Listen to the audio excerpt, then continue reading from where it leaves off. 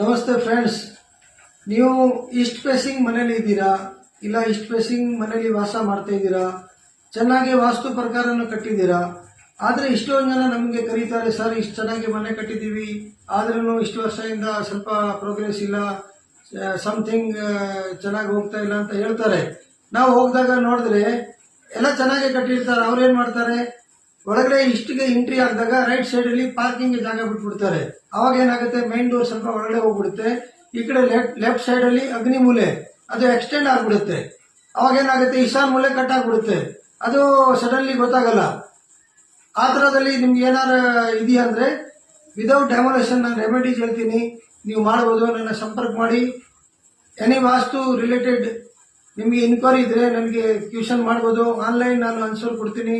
ತುಂಬಾ thanks. B happy. ನಗ್ನಗ್ತಾ ಇರಿ. Thank you very much.